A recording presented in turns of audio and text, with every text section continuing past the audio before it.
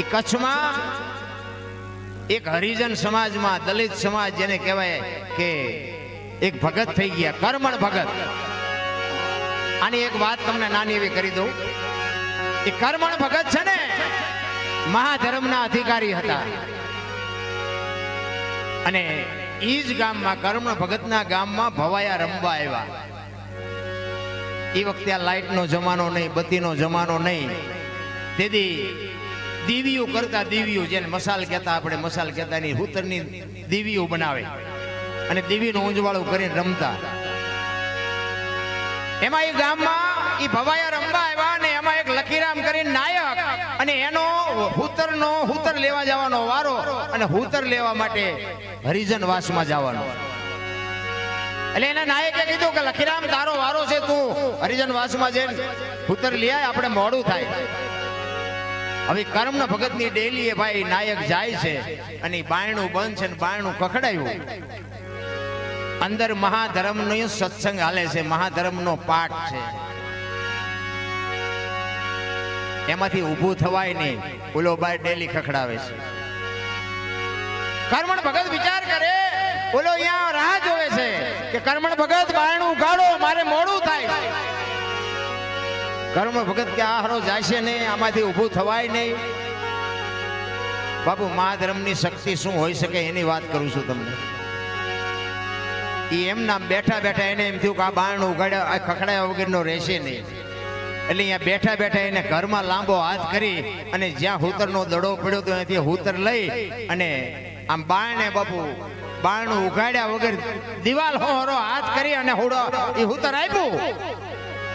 એ દિવાલમાંથી હોરો હાથ કાઢ્યો અને લખીરામ રામ જોવે છે કે કોઈ નથી અને હાથ આવ્યો ક્યાંથી.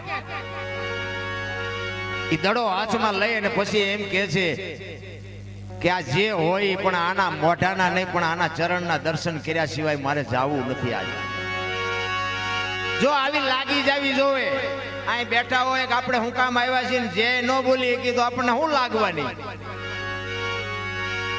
ઈ કે રમવાનું મોડું થવું હોય તો ભલે થાય, મારો નાયક કાઢી મૂકો હોય તો ભલે કાઢી મૂકે, બાકી આના દર્શન કર્યા વગર હવે મારે જાવું નથી. અને પછી કર્મણ ભગત કહે છે કે તારે દર્શન કરવા હોય ને તો 4 વાગ્યા સુધી ઊભું રહેવું પડશે. એ 4 વાગે બારણું ઉગાડ્યું અને ચરણમાં લાકડી પડી પડ્યો અને કીધું કે ભગત મને આ માર્ગ બતાવો. તો કે આ માર્ગ એટલો બધો હેલો નથી, આ તમે વે ભજવો છો ને એ ભજવી લ્યો ને બધા વે જેદી ભજવી લ્યો ને પછી એક વે જેદી ભજવવાની ઈચ્છા થાય તેથી વી આવજો.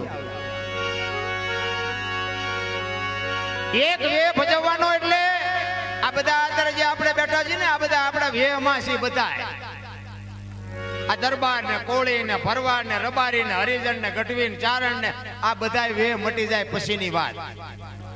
બધા આખી દુનિયા બાયું ચડાવે છે, કુનિયારી વાત કરવી. હું દરબાર ને હું કોળી ને હું રબારી ને બધા એમ વળદ કાંઈ નકરા. હું તો એક જ વાત કરું છું, અટારી વણમાંથી એક ને બોલાવો અને આમ હોળીમાં બેહારો અને હોળી દરિયામાં વેતી કરો ને એક ખીલી જાય એટલું ફાંકું પાડો. પાણી કાઢવાની બધા હરખી જ મહેનત કરે, શું કામ બુડે છે. હવે બુડે પછી એક થવું તે પેલા એક થાવ ને આ વે મૂકવાનો છે. ઈ કે ભગત આ માર્ગ એટલો હેલો નથી, તમે વિયા જાઓ અને ખેલ ભજવો. ઈ કે હવે મારે ખેલ ભજવવાનો થતો નથી, હવે મારે આ એક જ ખેલ ભજવવો છે, તમે મને માર્ગ બતાવો. તો કે એક કામ કરો કે શું કે આજનો દી રમી આવો અને તમારા નાયકને ના પાડતા આવજો કે હવે મારે રમવું નથી. ઈ ભાઈ રમવા ગયા અને નાયકને કીધું કે ભાઈ જો હું આજ રમી લઉં, મારી બદલીમાં તારે જેને રાખવો એને રાખી લેજે, બાકી હવે પછી આપણે વે પહેરવાનો છે નહીં. ઈ કે કેમ કે ના બસ નથી રમવું હવે. કે પણ એનું કારણ તો છે ને. તો કે હું રમતો રમતો તને એક કડી ગઈશ ને એમાં તને બધી સમજણ પડી જાય. અને પડમાં ઉતર્યો આમ અને પડમાં ઉતરીને બાપુ એને એક કડી ગાઈ હતી. બેની મને વરદાણી આનંદ લીલા લહેર, મને ભીતર સદગુરુ મળ્યા. બાપુ એક જ વાણીમાં બાપુ એને નક્કી થઈ ગયું, મને મારો ભીતર સદગુરુ મળી ગયો, હવે મારે આ એ ભજવવાના નથી. ઈ રાત રમી અને આવ્યો અને ભગત ને પાસે કર્મણ ભગત પાસે આવીને કીધું કે હવે હું મૂકીને આવ્યો અને મને હવે આ માર્ગ બતાવો કે એમ એટલી વારમાં નો પતી જાય. ઈ 15 દી અહીંયા રોકાણા અને એક દિવસનો સમય ને હવારમાં ડેલી કોક મીઠું ખખડાવા એટલે લખીરામે બારણું ખોલ્યું. 8-10 જણા હાથમાં શ્રીફળ લઈને ઊભા છે. ઈ કે કર્મણ ભગત ક્યાં? તો કે ઈ તો હુતા છે. ઈ કે જગાડો જગાડો, અમારે નાળિયેર વધેરવા છે દરિયા પીરને. પેલો વિચાર કરે કે હું છે આ શેની માનતા ને શું નાળિયેર વધેરવાના? અને ધાબળો ઉઠેલો હતો ને કર્મણ ભગત નો, એમાંથી બાપુ લખીરામે ધાબળો ખેંચ્યો અને કર્મણ ભગત ના વહામાં સોડા નીકળી ગયેલા, લોહી જુહાણ લખી ગયેલો. ભાઈ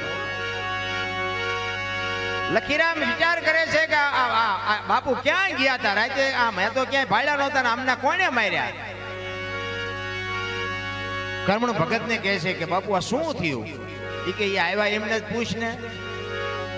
ઈ કે આ છે શું બધું? ઈ કે અમે દરિયામાં વાણ લઈને વિયા આવતા હતા અને વાણમાં બાપુ હેઠે ગાબડું પડ્યું ને અમે એને પાણી માલપા ભરાવા માંડ્યું ને તેથી અમે કર્મણ ભગત ની માનતા રાખી હતી કે અમારું હોડું જો કાંઠે પૂગી જાય તો નાળિયેર વધેરા સિવાય અમે અન્ન કે પાણી લેવું નહીં. અને તેથી કર્મણ ભગત કે છે કે ઈ રાતે એને મને હાકલ કરીને તેથી એના વાહનને હેઠે તળિયું તૂટી ગયું ને ત્યાં હું વાહો ભરાવીને સવાર સુધી પડ્યો રહ્યો હતો. બાપુ મા ધર્મ તો સોડા પડાવે ઈ સમજી શકે. આખી દુનિયા બાપુ ગાદીઓ માથે બે આને મહાધર્મ કહેવાય ને આને નિજિયા ધર્મ કહેવાય. મને તો ટપ્પા જ નથી પડતા, ચારે કોઈ દુકાનો ખોલીને બેઠા છે. આ એમ સમજાય એવું નથી. રામ છેલ્લો બાપુ મહાપુરુષો કહે છે છેલ્લો પાઠ જેસલ ને તોરલે પૂરો ને ત્યાં દાદા ઉગમ બાપા બેઠા હતા ગાદી ઉપર. હજી સુધી ગાદી ઉપર કોઈ બેહી નથી. તેથી બાપુ દેવાયત પંડિત હતો, ખેમડીઓ કોટવાળ હતો, લાખો લોયણ હતા. બાપુ કરી નથી ગયા કાંઈ. છેલ્લે જેથી બલિરાજાનો પાઠ થયો ને તેથી ગાદી ઉપર બાપુ મેઘ ધરવો બેઠા છે. અને મેઘ ધરવાએ કીધું જોત ચલાવીને છેલ્લે કહે છે ને બકરી ઊભી ન થઈ અજિયા, એટલે જોત ચાલુ કર્યા પછી કીધું કે 4 વાગે જોત વળે અને 4 વાગે જોત વળા પહેલા આ સતયુગ ને કળિયુગ નું મિલન થાય છે ને કળિયુગ બેહી જાય છે. હવે મંડો ભાગવા, હવે આમાં પેળ પડે એવું છે નહીં. અને જ્યાં દી ઉગી જાય અહીંયા હવ બધા સમાધિ લઈ લેજો. અને તેદુની બાપુ આ પરંપરા બંધ થઈ ગઈ. આ સમાધિઓ લેવાની તૈયારી કરી આપણે બટકો રોટલો કોઈને ન દઈએ કે રામ આપણે શું કરીએ કે. એટલા માટે તમને ને મને મહાપુરુષો શાન ઘણી બધી કરે છે પણ આ બાબુ એમ નામ કઈ સમજાય એવું નથી. એટલા માટે એક નિરલભાઈ ની વાણી છે. વાણી શું કહે છે? પધારો